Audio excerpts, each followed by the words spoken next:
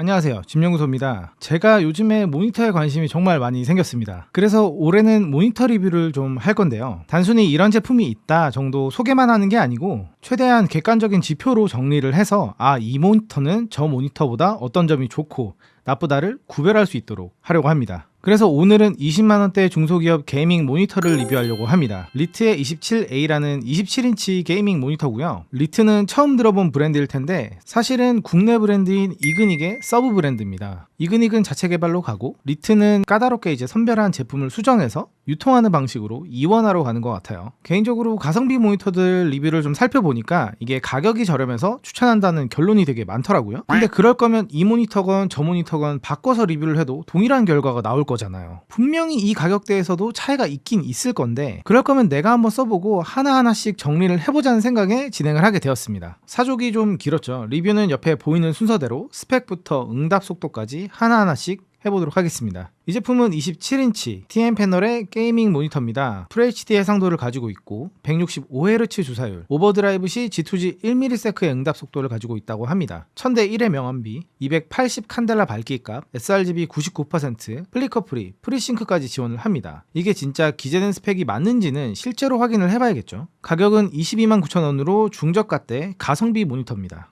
배송은 에어캡으로 둘러싸여 있어서 종이 박스 자체도 파손 없이 잘 도착을 했고요. 내부의 구성품을 한번 살펴보면 저희 집 고양이가 왔네요. 잠깐 보고 가시죠. 이놈아 인사해. 안녕하세요.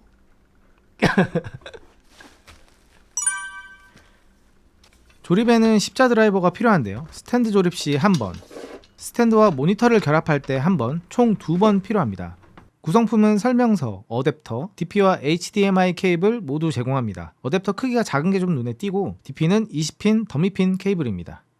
외관은 상당히 담백합니다. 베젤리스 디자인으로 상단 좌우측 베젤은 6mm, 하단은 16mm입니다. 하단 베젤은 그레이 바탕에 로고가 블랙으로 들어가 있는데 이게 일반적으로는 블랙 바탕에 그레이로 로고가 바뀌던가 아니면 광택나는 스티커로 로고를 처리를 하게 되는데 그에 비해서는 덜 사무용스럽게 느껴집니다. 조금 젊어 보이는 그런 느낌이죠. 후면에도 로고가 있는데 이렇게 후면에 붙일 때 대부분 브랜드들은 가운데 왕만하게 로고를 박는 경우가 많은데 우측 끝에만 살포시 넣은 건 잘한 것 같아요. 아직 유명하지 않은 브랜드들이 로고 플레이를 하는 거에 조금 위험할 수는 있거든요.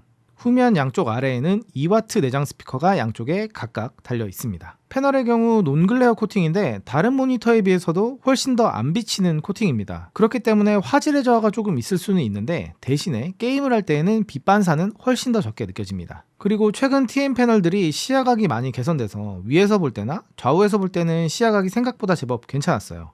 다만 아래에서 볼 때는 여전히 좋지가 않기 때문에 세팅할 때 모니터를 아래에서 위로 보지 않도록 해야 됩니다. 스탠드는 메탈 소재고요. 높이가 지면에서 15.8cm 정도로 상당히 높습니다. 높이 조절은 되지 않고 틸트만 가능한 것은 아쉬운 부분입니다. 아무래도 TN 패널의 시야각 때문에 높이 조절보다는 틸트를 선택한 게 아닌가 싶어요. 포트 구성은 DP 포트, HDMI 포트가 3개 포트가 있는데요. 2.0이 하나, 1.4가 2개로 165Hz를 쓰기 위해서는 DP 포트에 연결을 해야 됩니다. 그리고 오디오 잭이 있네요. OSD 설정은 모니터 후면의 버튼으로 조작을 합니다. 총 5개 버튼이 있고요. 메뉴를 보면 커스터마이징에 필요한 기능은 다 들어 있습니다. 별다른 특징은 없고 특이하게 OSD 메뉴가 처음에 모니터 한가운데 뜨는 건데요. 이것도 위치를 변경할 수 있도록 되어 있더라고요. 저는 우측 하단으로 옮겼습니다. 다음은 디스플레이 톤 제한 특성인데요. TN 패널 하면 을에 물 빠진 색감을 떠올리는데 그렇지 않고 꽤 괜찮은 색감을 보여줬습니다. 점검 결과 sRGB를 95.1%, 어도비 RGB 68.5%, DCI P3를 71.8% 커버하고 있습니다. 모니터 초기 설정에서는 색이 조금 많이 틀어져 있었는데요. 특히 레드와 그린 계열의 오차가 조금 큰 편입니다. 그래프에서도 레드와 그린이 좀 많이 벌어져 있죠. 그래서 메뉴의 색 온도를 사용자 설정으로 변경하고 RGB 값을 순서대로 50, 48, 48로 세팅해서 캘리브레이션을 진행했는데요. 결과는 델타이 평균값이 0.71로 나왔고 쉽게 말해서 일반 용도의 사용자 혹은 게이머가 쓰기에는 문제가 전혀 없는 수준입니다. 출고 당시의 세팅과 비교해서 색 오차가 상당히 많이 줄어든 것을 보실 수가 있죠. 다만 캘리브레이션 이후에 밝기와 명암비도 조금 변경이 되었는데요. 최대 밝기 값이 264 칸델라, 명암비가 981대 1입니다. 기재된 스펙 대비 소폭 하락했지만 큰 차이도 아니고 색 정확도는 많이 높아졌기 때문에 괜찮습니다. 이제 모니터 퍼포먼스 차례인데요. 게이밍 모니터인 만큼 165Hz에서 테스트를 진행했습니다. G싱크가 동작하는 최소 주사율은 48Hz부터입니다. 비셈의 경우에는 양쪽 하단부의 패널과 플라스틱 바디 사이의 틈에만 약간 보일 뿐 전체적으로는 균일한 모습을 보여주고 있습니다. 플리커 프리 테스트는 밝기 50%에서 240Hz 고속 촬영으로 테스트를 진행했고요. 깜빡이는 모습 없이 아주 잘 동작하고 있습니다. 프레임 스키핑 테스트고요. 역시 240Hz 고속 촬영에서 흰 박스가 순서대로 한 칸씩 부드럽게 이동하는 것을 볼 수 있죠. 문제 없습니다.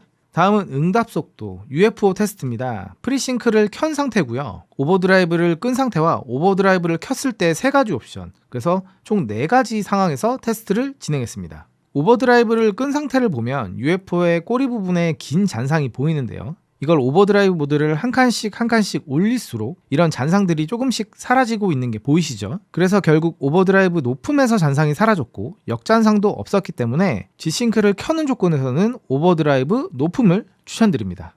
그럼 이제 장단점을 한번 정리해 볼게요. 이 제품을 1월부터 지금까지 쭉 쓰고 있는데요. 장점은 확실히 TN 패널 특유의 빠른 응답 속도입니다. 게임을 할 때 잔상이 크게 느껴지지 않고요. 제가 보유하고 있는 중고가대 모니터들과 비교해봐도 게임 안에서만큼은 거의 유사한 성능을 보여줬습니다. 색감은 당연히 다른 패널에 비해서 조금 부족하지만 일반 용도로 쓰기에는 생각보다 괜찮은 색감입니다. 다만 27인치 FHD 해상도기 때문에 게임이 아닌 다른 목적으로는 약간 애매하다는 것과 스탠드 높이가 조절이 되지 않는 것은 단점입니다. 차라리 메탈 스탠드를 제외하고 2만원 정도 더 저렴했다면 훨씬 더 경쟁력이 있었을 것 같아요. 결론입니다. 그래서 중소기업 20만원대 게이밍 모니터는 실제로 쓸만한가요? 라는 질문에 대해서는 네, 적어도 이 제품은 쓸만했습니다. 특히 경쟁 게임, 오버워치나 배틀그라운드처럼 응답 속도가 조금 중요한 게임들, 그런 게임들을 위주로 하시는데 모니터를 구입하기에는 예산이 조금 빠듯하신 분들, 가성비 모니터를 찾는 게이머분들이 한 번쯤 고려해볼 만한 제품이 아닐까 합니다. 사실 예산이 적은 상태에서 다목적용 용도를 위해서 저가형 IPS나 VA 패널을 구입을 하게 되면요, 게임할 때는 잔상이 심하고 색감도 그렇게 충분히 괜찮지 않기 때문에 결국에는 업그레이드 욕구가 늘어나게 되거든요.